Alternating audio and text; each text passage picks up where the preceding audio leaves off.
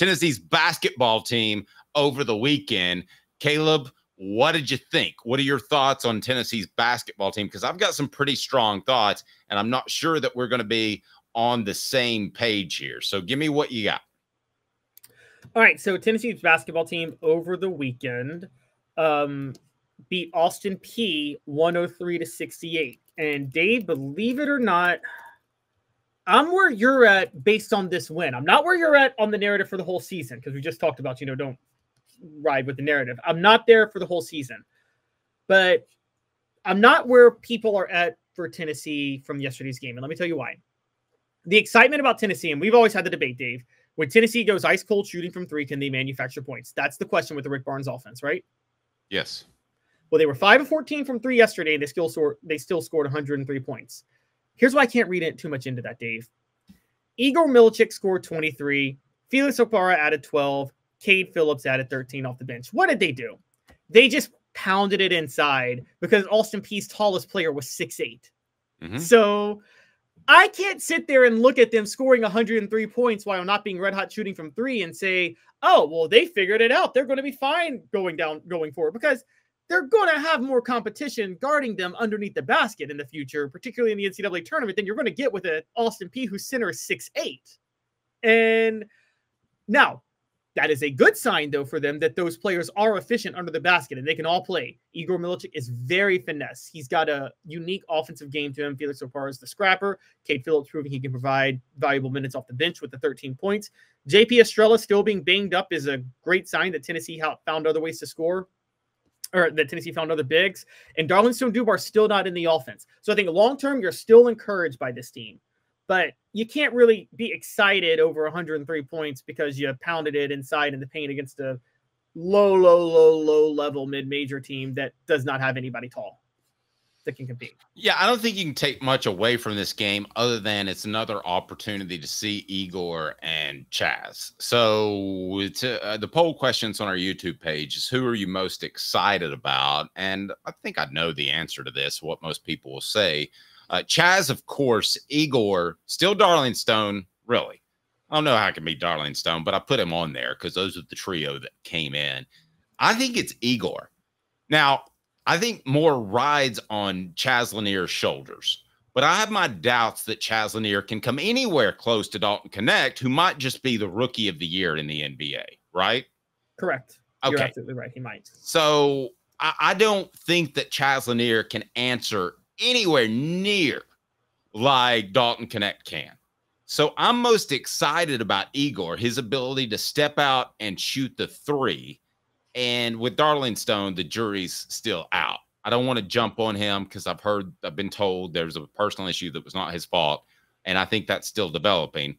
But by the same token, I was told by this person, he wasn't lighting it up when he showed up on campus. And there is a defensive concern, and there was from the get-go before the personal issue crept up. I think it's Igor. I think Igor changes his team. Now, you're not going to look at Igor and say, look, he took over the game like Dalton Knecht was able to do, and he's going to be as good of a player in the NBA as Dalton Knecht is. But I've got questions about Chaz Lanier's release on the outside. I mentioned that. I think he pushes the ball. I don't know fundamentally if that can be fixed in 1 year, no matter how good the coach is. I think it's Igor. I think it's Igor that spreads the court, opens things up for things underneath. And without him, I think you would have to funnel everything to Chaz in clutch situations. And I just don't see, again, this is eye test because we've got to see him against better competition when you get to the SEC tournament or the SEC schedule. I don't see Chaz Lanier being anywhere close to Dalton Knecht. Okay, but what we talked about last week with Steve Hammer, he may not be anywhere close, but there's more options overall on this team. Agreed. And one of those is Igor. Yeah, and one of those is Igor. The 2015-16 Golden State Warriors, the Warriors teams that were winning championships, there was nobody on those teams that was close to LeBron James. Sorry, guys. Kevin Durant and Steph Curry are not close to LeBron talent-wise. I think even you agree with me on that, Dave. That's one of the dumbest narratives that's been come out of the last 20 years of the NBA, that either of those players is on LeBron's level. But when you have Steph and Kevin Durant and Draymond Green and Klay Thompson, then they're going to sweep a LeBron team where LeBron's the only guy that can score on that team. You know, that's actually a really good comparison. Sometimes I feel like we go off into left field on some of our analogies, but that's a good one. Is this team more like the Warriors than it is any of the, well, with the exception of the super team in Miami, than any of the championship teams that LeBron has been able to put together? Probably. And Dalton Connect was the guy, like LeBron, when everything's going south or everything's average, that you got the ball to and you expected things to happen. This team does not have that. I don't believe this year, but I do believe that this team has more options at the end of the day. And another comparable one, as we talked about it last week, but the 80s Bulls versus Celtics. I mean, you know this, Dave. You were a Celtics fan.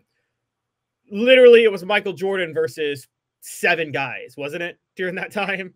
Yes. And, I mean, I know Larry Bird was the main guy, but it's not like the Celtics had a go-to guy. They just went to whoever had the hot hand during that time. Yep. And, you know, that was – whereas the Bulls just had to turn to Michael. So I think this team is not going to have your typical go-to score. They are going to go to whoever has the hot hand. You're right. It could be Igor, could be Chaz Lanier. I still maintain it could be Darlington Dubar. Look, Dave, Dalton Connect had defensive issues in the offseason going into last year that made him a major question mark. No one saw that coming when he took off in the season. Maybe Rick Barnes knew something we didn't know, but I don't feel like – we all had heard that Dalton Connect was struggling on defense, didn't we, in the offseason? Mm-hmm. And then the game started and things changed. The biggest thing with defense in Rick Barnes' system is a willingness to embrace what he's doing. I think Darlington Dubar is eminently coachable. So I think he'll be okay. He's got to get back. He's got to develop. It'll probably be some growing pains in November and December. Here's where we just talked last segment about not changing narratives and not, or people who stick to their guns. I'm going to tell you up front, Dave, I'm going to stick to my guns about Darlington Dubar at least until January. I'm not going to freak out if he's struggling in November or December. That's fair. No. I think that's very fair. And like I said, he's had a couple of issues to overcome. I think he can still be there. All right. Question on our poll question is now, who goes deeper into postseason play? Is it Vols Hoops? Is it Tennessee's football team? And we'll ask you that now. I'm going to say bank on it. It's Tennessee's football team, actually. Bank on it, brought to you by our good friends at Commercial Bank. Commercial Bank is unbelievable. Commercial Bank, member FDIC, life made better. Commercial Bank is your neighborhood bank. What makes us different from other banks? We understand that every customer has unique opportunities, challenges, and financial concerns. We don't expect you to fit into the same box as the next person or business. Whether it's purchasing a home, saving for your child's future, or planning for your next vacation, we're with you every step of the way to navigate life's big decisions. Commercial Bank, life made better. All right. Why, Caleb, does one team, Tennessee Hoops or Tennessee's football team, go deeper into postseason play? Okay, so I think personally Tennessee's basketball team goes deeper because we don't even know if Tennessee's football team is going to make the college football playoff at this moment. And by definition, if you don't make the playoff, you're not going deeper, because assuming an Elite 8 appearance is further than the college football playoff, which is the top 12. Agreed. So at this point, I mean, I have to say the basketball team, because I actually think the basketball team is built like an Elite 8 team once again. And so I'm pretty high on that fact. So I'm going to lean basketball. I'm going to factor in a couple of different things. I think Tennessee does make the college football playoff, so that makes them a top 12 team, correct? Correct. And I haven't seen enough from this basketball team. And you always have to throw in Rick Barnes' tournament success or lack thereof, right? Yes, but again, fair or not, you have to. I would say this is a Sweet 16 team that I'm seeing right now. So, as a history major myself, Josh Pate has a great saying, and this is why I love him on the show, because Josh Pate is where I am, and I'm one of the few history majors that believes this, because most history majors have a bad problem, Dave, of thinking because something has been, that means something will be. And you had, I don't know if you guys saw, you had this American University historian, Alan Lichtman, come out and be like, there's these keys to the White House and they determine who wins every single presidential election ever. And someone asked him one time, like, so you're telling me if a guy like every single day he's on the campaign trail, punches a baby in the face, but the keys favor him. He's going to win the election. Like, no, obviously. And of course, for the first time ever, the keys favored Kamala Harris and she lost to Donald Trump. So your keys were wrong because you're creating correlations without causations. And historians do that all the time.